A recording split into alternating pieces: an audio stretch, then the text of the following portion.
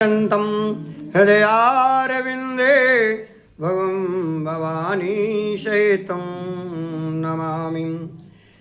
एकदा नैमिषारण्ये ऋषया प्रवोचो मुनयां सर्वेषु तं प्रणकृतं व्रतेन तपसा किमां प्राप्ते वांछित फलम। कहते एक समय नैमिषारण्य में 88,000 ऋषि एकत्रित हुए। कितने? 88,000 ऋषि एकत्रित हुए। वर्णों के जानने वाले व्यास जी से पूछते हैं, व्रत और तप से कौन सा वांछित फल प्राप्त होता है? कृपा कर हे महामुनि बतलाएं। तो व्यास जी ने कहा, जिस प्रकार आपने हमसे पूछा है उसी प्रकार नारद जी ने भगवान विष्णु से पूछा था। मैं उनकी कथा कह रहा हूँ, क्योंकि भगवान की कथा स्वयं मनुष्य नहीं कह सकता है, स्वयं नहीं सुन सकता है। स्वयं भगवान कहें और स्वयं भगवान सुने तो भगवान की कथा हो सकती है, नहीं भगवान की कथा नहीं हो सकती है। क्योंकि भगवान की कथा कहते हैं, एक बार नारद जी अनेक लोकों को घूमते हुए मृत्यु लोक में पहुंच गए। मृत्यु लोक में जा करके नाना प्रकार की योनि में पैदा होकर के मनुष्य पाप कर्मों से बड़े दुखित से उनसे उनका दुख ना देखा गया। नारद जी को जब मृत्यु लोक में आए, जहाँ मृत्यु निश्चित है, ये हम लोग जहाँ बैठे हैं यहाँ मृत्यु निश्चित है। जिसका जन्म हुआ उसका मृत्यु निश्चित है, समय निश्चित नहीं है। अब समय किसका कब क्या हो कोई नहीं जानता है। तो मृत्यु लोक में आए तो हाँ चढ़ाओ नाना प्रकार के उन पैदा होकर गए, मनुष्य पाप कर्मों से बड़े दुखित थे, उनसे दुख ना देखा गया। मन विचार करते हैं, छुआ करके यहीं रखते रहना इसमें। तो नाना प्रकार की योनियों में जब गए तो नारद जी पशु भी बने। 84 लाख योनि है और उनमें भटक करके तब मनुष्य योनि कहीं जन्म मिलता है। तो मनुष्य योनि में आए, तो मनुष्य योनि में आकर के तो जहाँ जहाँ गए तो सबसे पहले कहते हैं मनुष्य योनि में अगर जन्म मिलता है तो हमें कहाँ जन्म मिलता है? मलेच्छ के घर में। सबसे पहले जब हमारा मनुष्य अगर हम बनेंगे तो कहाँ जाएंगे? मलेच्छ के घर में। मलेच्छ के घर में जन्म हुआ तो हर युग मतलब उसमें गए, वर्ण में गए, जहाँ जहाँ गए वहाँ वहाँ पाप ही पाप नजर आया। तो सोचा जब सब जगह पाप है तो मन विचार करते करते भगवान विष्णु के पास पहुँच गए। भगवान विष्णु के पास जब गए तो भगवान से कहने लगे, हे नमो वांग मनुष्य रूपा निष्कृति, कहा हे प्रभु आपको बारंबार प्रणाम है, बारंबार नमस्कार है। भगवान से बार बार विनती करने लगे। जब भगवान से बार बार विनती करने लगे तो भगवान प्रसन्न हो गए। नारद जी से पूछा, तुम क्यों आए हो? तो नारद जी ने कहा, मैं अनेक लोगों को घूमते हुए प्रभु मृत्यु लोक में पहुंच गया। मृत्यु लोक में जाकर के नाना योनि संपन्ना पच्यन्ते मृत्यु लोके जना सर्वे। एक श्लोक में कहा कि मृत्यु लोके जना सर्वे नाना कलेश समन्विता नाना योनि समुत्पन्ना पच्यन्ते पाप कर्म भी। मृत्यु लोक में नाना प्रकार की योनियों पैदा होकर मनुष्य मृत्यु लोक में मनुष्य रूपेण मृत्यु लोके जना सर्वे, जहाँ के जितने भी लोग हैं बड़े दुखित हैं, उनका कष्ट कैसे दूर हो, कोई छोटा उपाय बताओ। तो भगवान कहने लगे, छोटा उपाय एक ही है, सत्यनारायण भगवान का व्रत। सत्यनारायण भगवान का व्रत, जहाँ सत्य है वही नारायण है, जहाँ सत्य है वही नारायण है।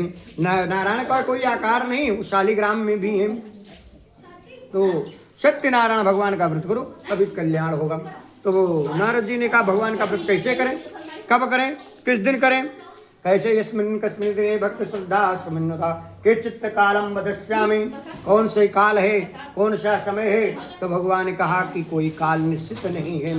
जिस दिन आपकी श्रद्धा और भक्ति उत्पन्न हो जाए उस दिन भगवान की कथा को कर लेना चाहिए। न पूर्णमासी न परेवा न द्विजना एकादशी न त्रयोदशी, मतलब जब आपकी श्रद्धा हो जाए उस दिन भगवान की कथा को सुनने स्मरण कर लेना चाहिए, तो भगवान प्रसन्न हो जाए। तो भगवान ने कहा कि कैसे करना चाहिए, इसमें व्यवस्था क्या है? तो भगवान ने कहा, रंभा फलम घृतम क्षीरम गोधूमश्चूर्णकम, रंग केला का फल, घी, दूध, गेहूँ, कांटा सभी सवाई के साथ एकत्रित करके बंद बांधों को एकत्रित करके। भगवान रहते कहाँ है? सत्यनारायण स्वामी रहते कहाँ है? कहते दूध के सागर में रहते हैं। किसी ने दूध का सागर देखा? किसी ने देखा भाई दूध का सागर? हमने देखा। हाँ देखा। पूछो क्यों, कहाँ पे देखा? दूध का सागर हर माँ के पास होता है, हर गौ के पास होता है। दूध देने वाली जो गऊ हैं या भैंस हैं, जिनके पास ये है वही सागर है। उनके पास कोई बंधा थोड़ा रहता कि सवेरे दुहे 8 किलो आ गया, 10 किलो आ गया, कैसे आ गया? सागर है तभी तो आ गया, और रोज प्रतिदिन आ रहा है। क्यों? तो वही सागर है, वही दूध से भगवान को स्नान हुआ, वही दूध से भगवान का स्नान हुआ। कहते दूध माँ के पास होता है। अब माँ कोई भी हो सकती है, माँ कोई भी हो सकती है, तो हर माँ के पास वो सागर है, समझ लेना। अब कोई पूछे दूध सागर, तब बता देना कि भाई दूध सागर ये है। महासागर थोड़ा हिंद महासागर है, बता दिया आपने, क्यों वहां बता दे मुंबई में। तो इसलिए दूध के सागर में भगवान का निवास है। तो भगवान ने कहा इस ढंग से, इसीलिए दूध से भगवान का स्नान होता है। क्यों? दूध से होता है, दही से होता है, घी से होता है, से पंचामृत से होता है, सबसे स्नान होता है भगवान का। साबुन तो नहीं लगाया जाता है इनको कि नहीं शैम्पू ले इनको नहला दो, तो भगवान को ये भगवान से स्नान करो। इस ढंग से जो भगवान सत्यनारायण व्रत को करेगा निसंदेह उसकी कामनाएं पूर्ण होंगी। स्कंदे खंडे सत्यनारायण ग्राम प्रथमोध्याय। बोलो सत्यनारायण भगवान की।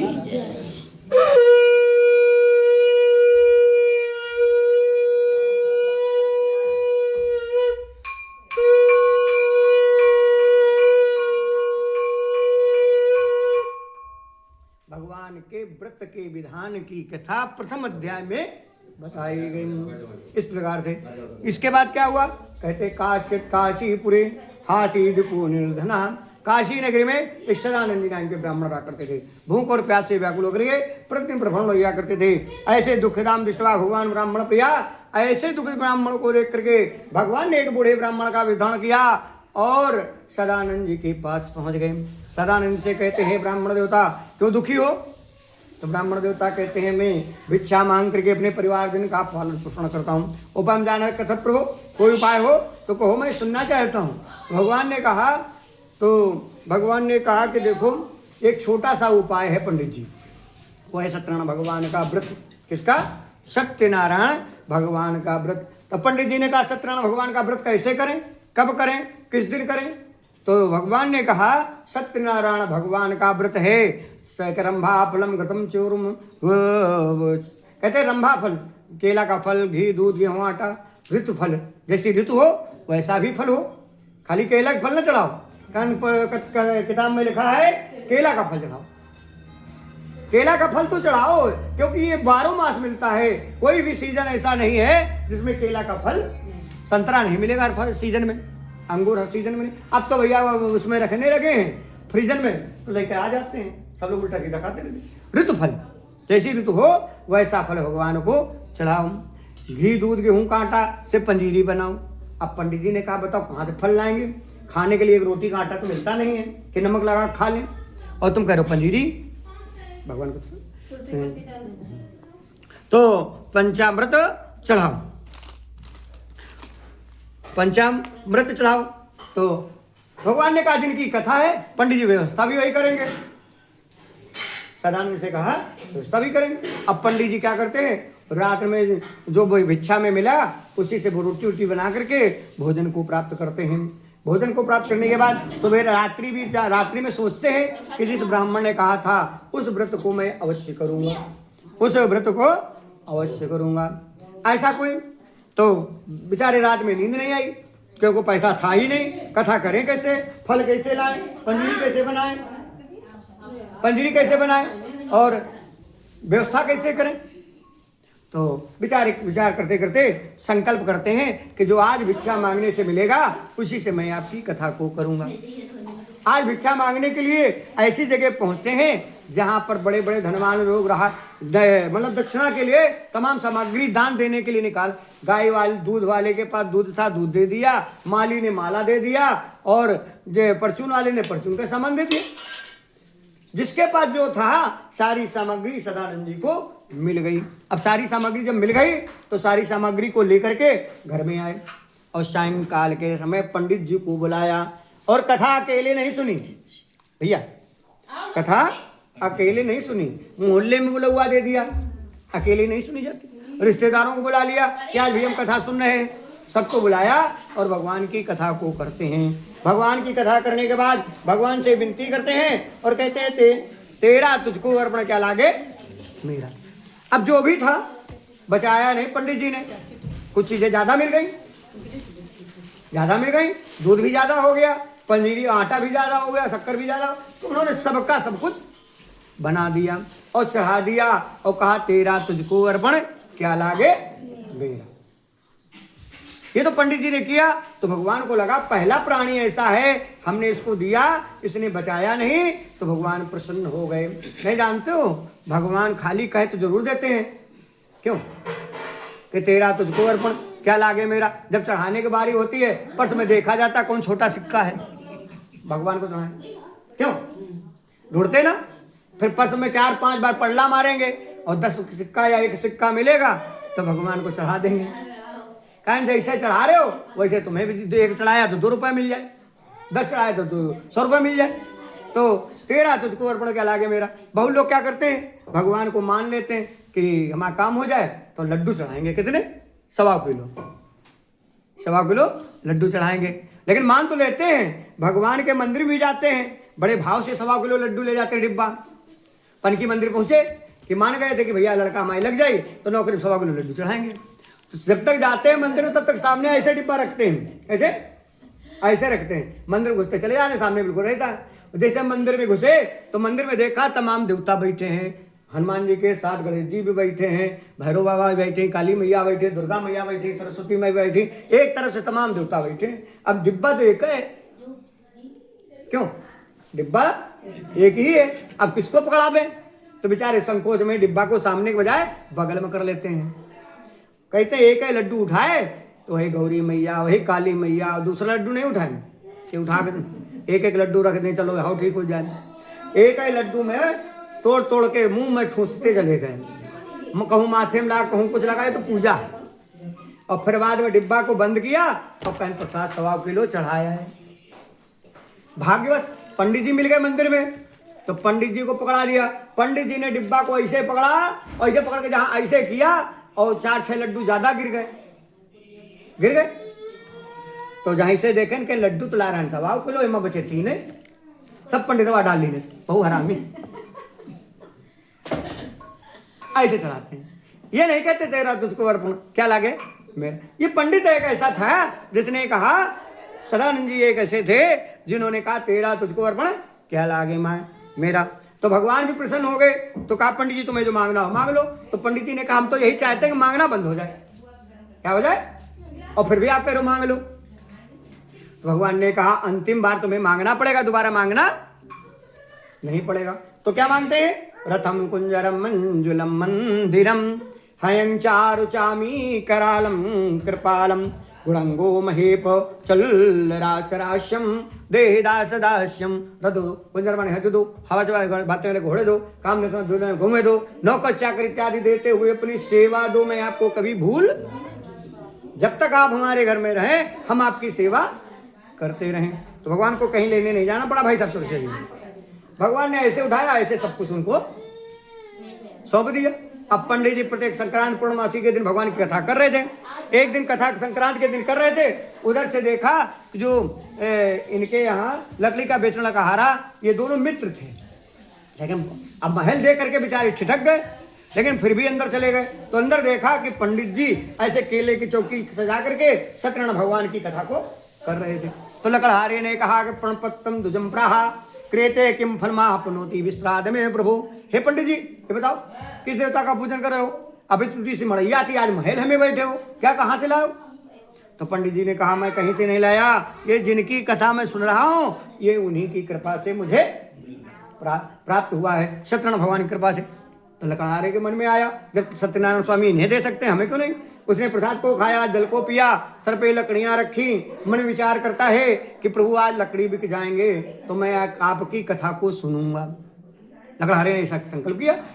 तो ऐसी जगह पहुंचता है, लकड़ियों का दाम उठा लेकर के प्रसन्न हृदय से लेकर के सुंदर पका हुआ केला का फल, घी, दूध, गेहूं काटा, सवाई के हिसाब के तुत करके बंद बांधों को ला करके, इष्ट मित्रों को ला करके सुंदर भगवान की कथा को करता है। अब भगवान की कथा जब किया तो भगवान प्रसन्न हो गए। जब तक इस लोक में रास आओ, कहते हैं वो लकड़हारा अनेकों को शुभ करके वैकुंठ का गामी हुआ। स्कंदे पुराण खंडे सत्यनारायण प्रथम द्वितीय अध्याय बोलो सत्यनारायण भगवान की।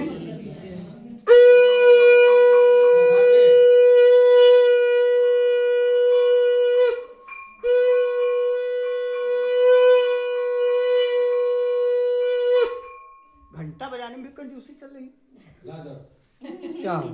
मतलब सब जगह कंजूसी है भाव से। हाँ, तो इसलिए सत्यनारायण भगवान की कथा द्वितीय। देखो हम सुना भी रहे और पूछेंगे भी। आप लोग खोपड़ी हिला रही हो, नहीं फालतू में आई हो तो बेकार है। पूछेंगे भी किसने किसने कथा को सुना। ध्यान से सुनना किन किन लोगों ने कथा को सुना।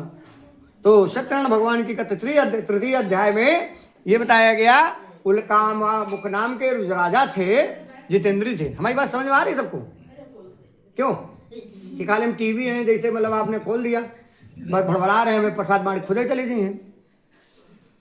तो मतलब टीवी नहीं है, हमें भी वही दूध पानी जल सब कुछ लगता है। बैटरी नहीं है कि मैं चार्ज हो गए कहीं तो ऐसा है।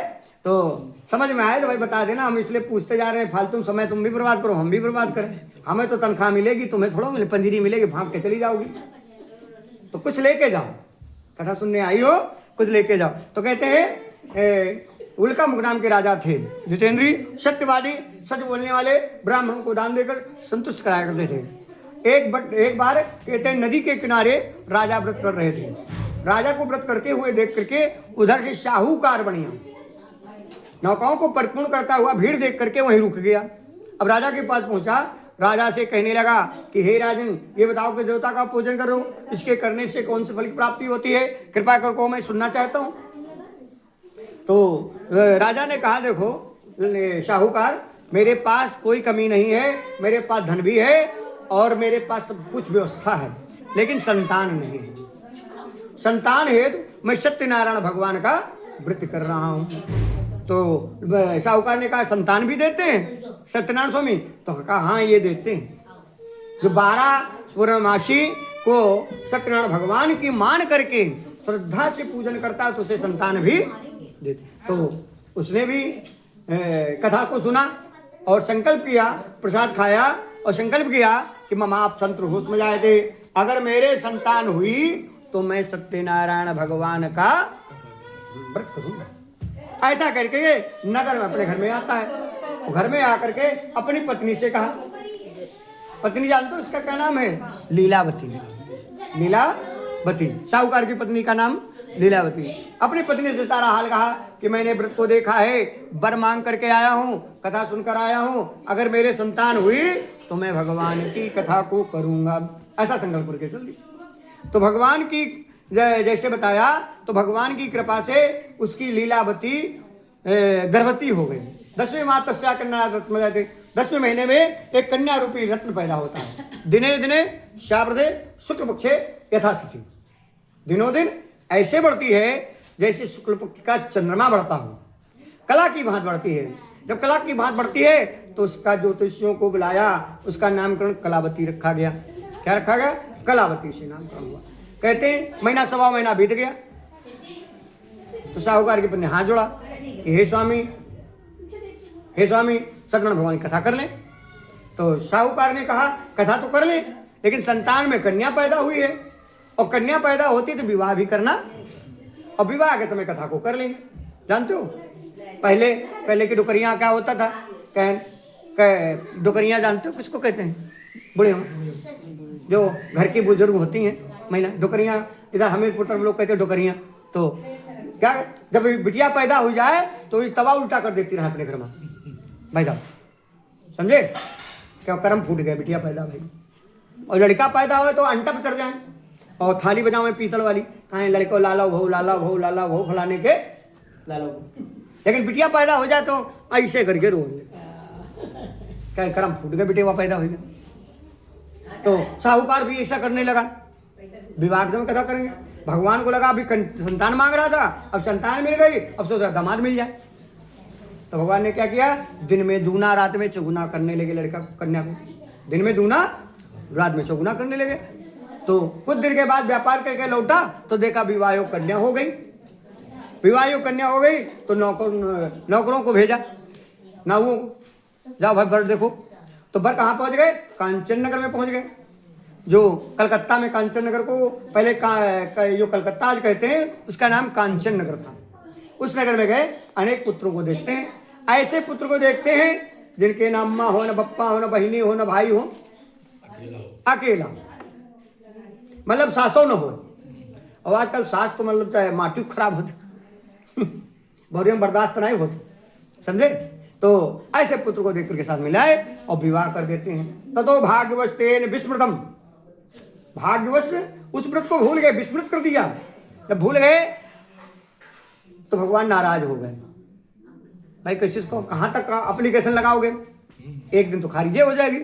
अब व्यापार करने के लिए अपने दामाद को लेकर के चल दिए और कहाँ गए? व्यापार करते करते रत्नसार पुरे रम्ये गत्वा सिंधु समीपतः, कहते हैं रत्नसारपुर नगरी में पहुंच गए, समुद्र के किनारे। अब भगवान ने सोचा ये झूठा संकल्पवादी है, इसको भविष्य में दारुण दुख मिले, भविष्य काल में इसको दारुण दुख मिले। भगवान ने श्राप दे दिया। जब श्राप दे दिया उस राज्य के खजाने के अचानक ताले टूट गए। ताले जब ताले टूट गए, चोर सिपाहियों ने सोचा चोरों को पता नहीं लगाते तो राजा हमें फांसी देगा। तो सिपाही लोग चलते हैं चोरों का पता लगाने के लिए, तो उनको उनके आगे माया रूपी चोर दिखाई पड़ते हैं। अब कहाँ तक आते हैं? जहाँ ससुदामा सो रहे थे वहीं तक चोर आए। राजा का धन रखा था, सिपाहियों ने सोचा ये यही चोर है, तो उन्हें चोर समझ करके पकड़ लाए और विशाल किले के कारागार में डाल दिया। जब कारागार में डाल दिया तो वहां कड़ी, पाँव बेड़ी, गले में तोड़ करे विशाल के काला। आपने कभी देखा पहले कैदियों को ऐसे रखते थे? ऐसे रखते थे, ऐसे सरिया लंबी होती थी, यहाँ भी, पैरों में भी और यहाँ भी, ऐसे डाल देते थे। डाल दिए गए। इधर तो ये हाल होता है, जेल में पड़ गए। कोई कहते बात, भगवान नाराज थे, इधर कोई बात सुनी भी नहीं गई। इधर घर में क्या हुआ? अन्न चिंता परम बुद्धा ब्रह्मचार्य, अन्न की चिंता से व्यग्र होकर के, व्याकुल होकर के घर घर घूमने लगी। जो भी धन रखा था खत्म हो गया। एक दिन कलावती पंडित जी के घर पहुंची, कथा सुनी। रात्रि बीत जाने पर दुनहुआ में, पत्ते वाले दुनहुआ में प्रसाद लिया और माता के लिए भी लेके आ रहे हैं। तो आज प्रसाद को वही दोनों लोग खाती हैं। माता ने प्रेम से डांटा, बिटिया मत जाया करो, गरीबी में झूठे कलंक लग जाते हैं। तुम कहो जाओगी तो झूठा कोई कह देगा, रात रात घूमोगी, समझे, रात रात घूमोगी तो कलंक लग जाएंगे।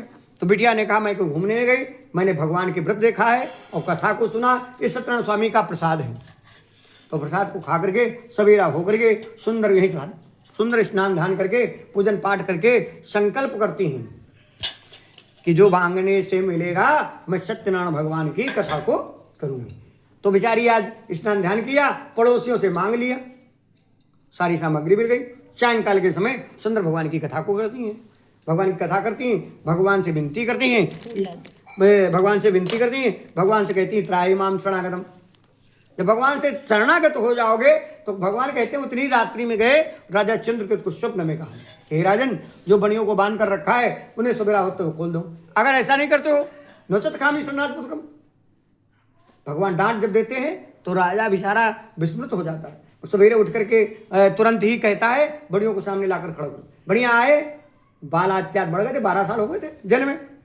नाव को बुलाए, छड़ को बुलाते हैं, वस्त्रालंकार देते हैं, जितना जीवन में कमा नहीं पाते उससे ज्यादा उन्हें धन दे देते हैं। अब राजा को प्रणाम करके साहूकार बढ़िया अपने घर की ओर चल देता है। स्कंदे प्राण खंडे सत्यनारायण तृतीयो दावलो सत्यनारायण भगवान की।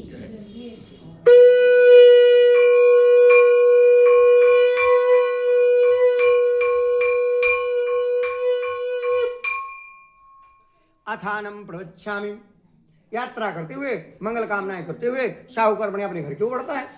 जब घर की ओर चला जा रहा है, घर की ओर चला तो देखा भगवान ने सोचा इनका धन बहुत मिल गया है, ये किसी को दान देते हैं कि नहीं।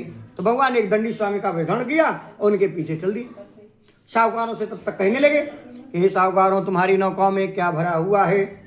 साहूकारों ने सोचा पंडित जी है और पंडित जी के नाम से अगर पैसा पंडित जी मांग लें तो लोगों ने बुखार आ जाती, पूजा खूब करा मैं और पैसा न कहे और पैसा कह दे कि चढ़ाओ, तो लोग सोचते हैं। तो उसने भी कहा कि पंडित जी अगर मेरे पीछे आ रहे हो, मेरे पास अब लत्ता पत्ता आदि के समान सब भरा हुआ है। क्या भरा है? लत्ता पत्ता के समान भरा। तो भगवान ने कहा निष्ठम ते वचा सत्यम ते भवे त्वचा, निष्ठुर कहे हुए वचन तुम्हारे सत्य हूं। ऐसा कहकर के भगवान चल दिए। भगवान को जाकर समुद्र किनारे बैठ गए। भगवान के चले जाने पर शाहूकर मैदान धोकर के नौकाओं को खेलने लगा। कुछ दूर जाकर के जब गया तो उसकी नौकाएं उतराने लगी कि लत्ता पत्ता भर गया। कैसे खोल कर देखता है तो बेहोश हो गया। उसने कहा कि माल पुनः मिल जाएगा, है दंडी का श्राप, जा क्षमा मांगो विनय पूर्वक। तो दौड़ता हुआ गया तो पंडित जी ज्यादा दूर गए नहीं थे, समुद्र किनारे बैठे थे और भगवान के पैरों पर गिर पड़ा।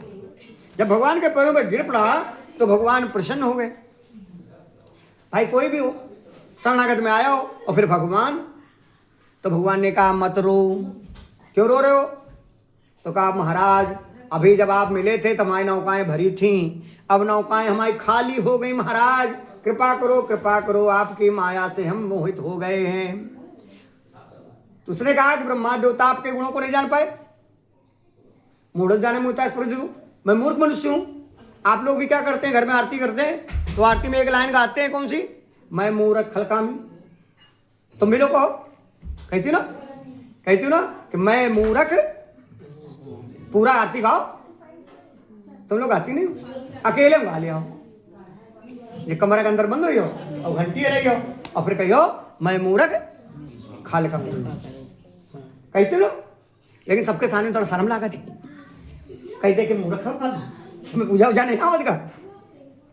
तो भगवान ने यही कहा तुम्हें पूजा वूजा नहीं आती है तो मूर्ख कह दो। मैंने बहुत बार तुमको बताया लेकिन समझ में नहीं आ रहा तो मैं क्या करूं। तो भगवान ने एक बात बताई कि नरी झूमे तान टप्पों से, नरी झूमे गान गप्पों से, नरी झूमे तुलसी के दल से, नरी झूमे गंगा जी के जल से, बहा दो प्रेम के दो आंसू, मैं बस दौड़ा चलाया।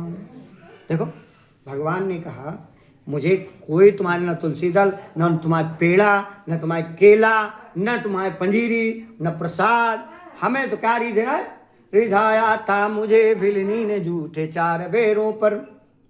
बिल्ली ने क्या किया भगवान को? ऐसे ने किया था, 4 बेर लाई, वो भी चीख चीख करके भगवान को खिला। अच्छा बताओ बिल्ली को चीखने की क्या जरूरत पड़ी? बेर तो खट्टे होते हैं या तो मीठे होते हैं, क्यों चीखा? खट्टे बेर ना जाए। हाँ, भगवान हमारे घर में आए हैं, इन्हें कहीं खट्टा न लग जाए तो चीख चीख कर खिला रहे। ले जाया था विदुरानी ने, केले के छिलके खिला दिए,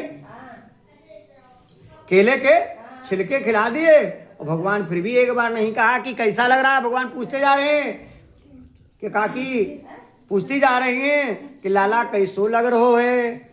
तो लाला कह रहे हैं कि माखन मिश्री में इतना स्वाद नहीं मिलो जितना आप खिलाए रही हो। क्यों? कहते जो खिलाने वाला अगर जैसा हो और खाने वाला भी वैसा होना चाहिए।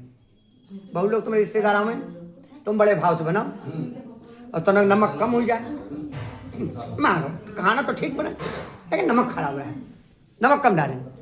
मतलब पूरा मेहनत, पूरा प्रेम, पूरा व्यवहार। भगवान ने नहीं कहा कि छिलका खिला रहे हो, कहा बहुत अच्छे लोग कहने इतना तो अपने घर में भी नहीं खाओ। क्यों? तो भगवान, लेकिन आप लोग क्या करती हो? झूठी गाना गाती भगवान से, तान टप्पो गान गप। गान गप क्या होते हैं जानते हो? गान गप बता, मैं गान गप किसे कहते हैं आप लोग बताएं? क्यों सुनेंगे गान गप क्या है? आप लोग गाती हो सोने के थाली में जमुना परोसूं, कहीं माँ ले जा रहे स्टील की थाली, ले जा रही स्टील की थाली, और छोड़ो थाली छोड़ो, सोने का गड़ुआ गंगा जल पानी। गंगा कबो नहीं नहाए न कबो गंगा जी गई, स्टील का लोटा हैंडपंप का पानी। क्यों? गान गप है ना। भगवान को सीधा सीधा पसंद है, टेढ़ा टेढ़ा नहीं पसंद है। कहने का भाव है जो सत्य है वही भगवान को पसंद है, असत्य कभी जीवन में उन्हें पसंद नहीं। तो भगवान ने कहा तो प्रसन्न हो गए, उसकी नौकाएं भर गई। नौकाओं पर पूर्ण करते हुए घर की ओर पहुंचा तो दोबारा कथा हो रही थी। जब तक कहे तो बिटिया से कहा तुम भी आ जाना बिटिया, मैं दर्शन के लिए जा रहा हूं। तो बिटिया ने क्या किया, पंडित जी को विदा किया और भगवान को विसर्जन किया, लेकिन जल्दी के मारे बिना प्रसाद को खाए चल दी थी। बिना प्रसाद भगवान ने सोचा सब लोग ऐसा करेंगे, तो भगवान ने उसके पद के सहित नौका को अदृश्य कर दिया। तो वो पति नहीं घर में गई, चरण पादुकाओं को लिया, सती होने का विचार करती है। तो भगवान से वो भी विनती करता है त्राय माम शरणागतम शरणागतम। अब भगवान से सर टेक लिया और लेट गया। तो भगवान ने आकाश मंडल से आकाशवाणी कर दी कि तेरी कन्या प्रसाद को छोड़कर आई है, अगर प्रसाद खाकर आएगी तो उसका पति अवश्य मिलेगा। कन्या दौड़ते दौड़ते गई, प्रसाद को खाया, जल को पिया, अपने पूरे परिवार का दर्शन करती है। जैसे दर्शन हुए तो आज सायंकाल के समय सोने के छत बनवाए, सोने के कलश बनवाए, सोने की सामग्री बनवाई, पूरी सोने की बनवा करके सत्यनारायण भगवान की पूरी परिवार के सहित कथा को करता है। जब तक इस लोक में रहा अनेकों प्रासु भोग वैकुंठ का गामी हुआ। स्कंदे पुराण खंडे सत्यनारायण विधान प्रथमो चतुर्थो अध्याय। बोलो सत्यनारायण भगवान की।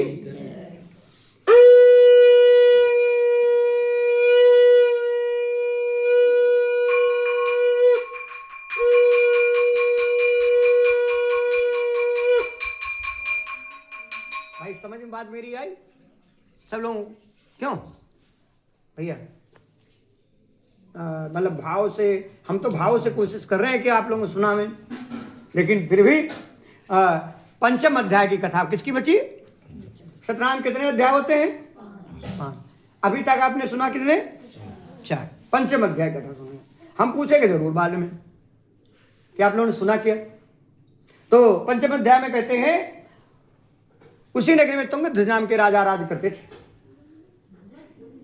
ये प्रजा का पालन पुत्र के समान करते थे। लेकिन क्या हुआ, वन में गए शिकार खेलने लब लौटे तो रास्ते में इनके प्रजा अहिर लोग, बाल गोपाल लोग भगवान की कथा कर रहे थे। सोचा राजा आ रहे हैं तो सबले राजा पर प्रसाद दे दिया। ना तो राजा वहां तो गए और ना ही प्रणाम किया, ना ही प्रणाम किया। प्रणाम कर लेते वो भी नहीं दी। तो राजा जब पास प्रसाद लाए तो राजा ने सोचा स्वागत के लिए बड़ा माला लाते हैं, लेकिन चुटकी भर पंजीरी देकर मेरा अपमान कर दिया। वहीं प्रसाद का परित्याग कर दिया। जैसे प्रसाद का परित्याग कर दिया तो भगवान नाराज हो गए। इनके 100 पुत्र थे भाई साहब। राजपाट छिन गई, राजा ने आक्रमण कर दिया, पुत्र सब भ्रष्ट हो गए। कोई शराब पीने लगा, कोई जुआ खेलने लगा, तो सारी राजपाट छिन गई।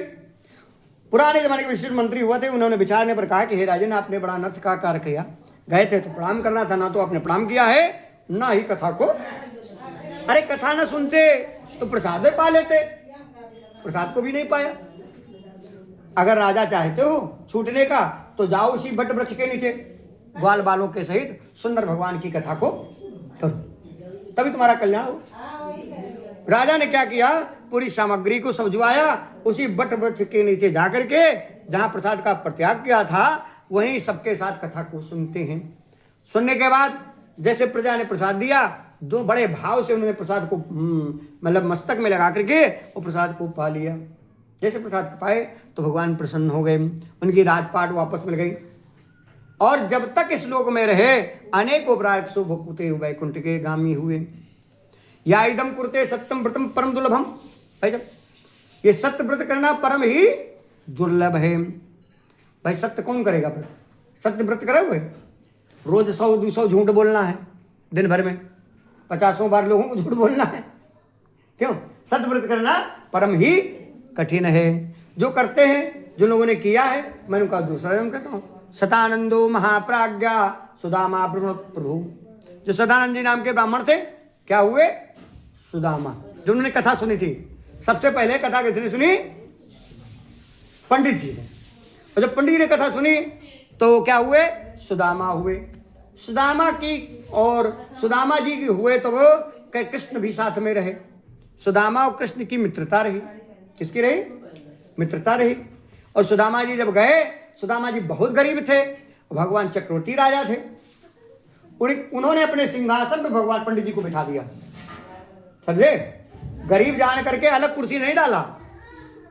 नहीं बहुत लोग क्या करते हैं, अमीर आएगा तो बढ़िया सोफा में बैठा रहे हैं, और गरीब आएगा तो कहा कुर्सी में बैठा दें, को कुर्सी में न देंगे, जमीन में बैठा दें। लेकिन सुदामा और कृष्ण, सुदामा है गरीब और कृष्ण है अमीर।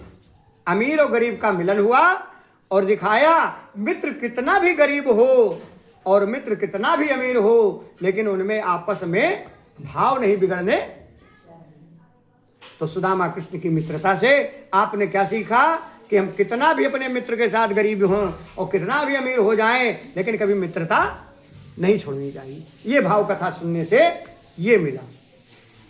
इसके बाद कथा किसने सुनी? कृष्ण के सुदामा पंडित जी के बाद कथा किसने सुनी थी?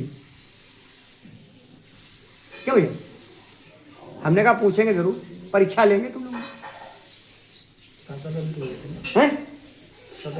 सदानंद की तो कथा बता ही चुकी है वो सुदामा। इसके बाद कथा किसने सुनी सदानंद जी के बाद? उसके बाद तुम लोग बताओ। ये लोग शायद बाद में आए हो, तुम लोग पहले आई हो। किसने सुनी थी? हमने कहा पूछेंगे जरूर, तुम लोग ध्यान से सुनती नहीं हो। खाली तुम लोगों में मन लगा है, केला बहुत चढ़ गए हैं, कहो या को मिले कहो न मिले, पंडित जैसे बांध ले जाए कहो। सेठ ने सुनी थी ना जो। ले चलो हम ही बताते हैं, क्यों पैसा हमें लेना, तनख्वाह हमें ले, हम ठेका लिया है कथा बताने। तो ध्यान से सुनो भाई, हमने कहा आपसे बार बार पूछ रहे, बार बार कह रहे, ध्यान से सुनो, पूछेंगे जरूर, पूछेंगे जरूर। तो सुदामा के बाद कथा किसने सुनी? पंडित जी के बाद लकड़हारे ने। तो लकड़हारा क्या हुआ? एक केवट हुआ। और केवट ये वही है, मांगी नाव न केवट आना, कहा तुम्हारे मरम में राम को गंगा पार कराता है। और जब तक इस लोक में रहा, राम राम कह करके मोक्ष की पदवी को प्राप्त किया। इसके बाद कथा किसने सुनी? लकड़हारे के बाद कान पंडित जी तुम्हें बताओ, तुम पैसा ले आओ, हमें क्या मतलब है? हम तो सुना आयरन फलाने, लेकिन व्यवहार अदा करे आयरन, घर माना ही माने कि तुम्हें चली जाओ, कथा सुनिया हो जाए। इसलिए हम लोग आए हैं। तो इसलिए अब चलो हमें बताएंगे, पूछेंगे नहीं, अब अगली बार जब आएंगे तो फिर ध्यान रखना, खाली बस पूछ सकते हैं। तो इसके बाद अनुल का मुख नाम राजा ने कथा को सुना। वो क्या हुए? दशरथ हुए। दशरथ घर में कौन कौन पैदा हुआ बताओ, सही बता दो। दशरथ के लड़का कितने थे? क्या नाम था? राम लक्ष्मण भरत शत्रुघ्न। जब अंतिम में मरने लगे दशरथ जी, तो अंत में क्या कहा? राम राम। तो राम राम कह के मोक्ष को प्राप्त किया, दोबारा उनका जन्म नहीं हुआ। इसके बाद कथा को सुना वो साहूकार बनिया ने। साहूकार बनिया ने कथा को सुना तो क्या हुआ? मौर्य हुआ। क्या हुआ? ध्यान से रखना, अगली बार फिर अगर आप मौका मिला तो ये लोग कोई बुला लिए ने मुखिया ना है तो हम आ जाएंगे फिर कथा सुन। तो मौर्य क्या, मौर्य ने क्या किया? अपने पुत्र को आरा से चीर डाला और शेर को खिला दिया। राजा रानी ने मिल करके आरा से चीर डाला और शेर को खिला दिया पुत्र को। ये त्याग की भावना। इतना कौन त्याग करेगा? अब मैं चाचा एक कंटा मार दे तो मम्मी अंदर से गुस्सा लगी, जब खिलाए पिलाए हम, लड़का तुम मारियो क्या? हम मारेंगे, तुम थोड़ा मारोगे। यहां तो आरा से चीरना पड़ा और चीर करके शेर को खिला दिया। तुम खिलाओगे? कोई नहीं खिलाएगा। क्यों? तो इसीलिए कहते हैं मौर्य की कथा सुनते रहो और त्याग की भावना आप लोगों के मन में बनी रहे। तो जब तक इस लोक में रहे, अनेकों रस होकर वैकुंठ के गामी हुए। इसके बाद कथा किसने सुनी? तुंगध्वज राजा ने कथा को सुना। जब कथा को सुना तो कहते हैं ये स्वयंभू मन हुए। स्वयंभू मन को सब लोगों ने जाना। मन शत्रुपा से सृष्टि की रचना हुई। मन शत्रुपा ने सृष्टि की रचना की और जब तक रहे प्रजा का पालन एक पुत्र के समान करते रहे। सृष्टि माने जानते हो क्या? जो हम सब दिखाई पड़ रहे हैं ये सृष्टि में आते हैं। मनुष्य योनि का जन्म मन शत्रुपा से हुआ। सारे मनुष्य वहीं से प्रारंभ हुए। तो जब तक इस लोक में रहे, अनेकों वर्षों होकर वैकुंठ के गामी हुए। स्कंदे पुराण खंडे 17वें धाम पंचमोध्याय। बोलो सत्यनारायण भगवान की।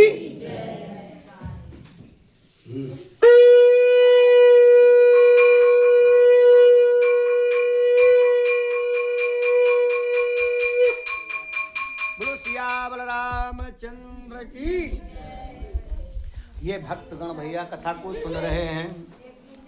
लेकिन कमजोर बुद्धि वाले भक्त हैं, याद कम रखते हैं। देखो सहरे भक्त हैं। ये हमारे आनंद चौरसिया जी सपत्नीक सत्यनारायण भगवान की कथा को सुन रहे हैं।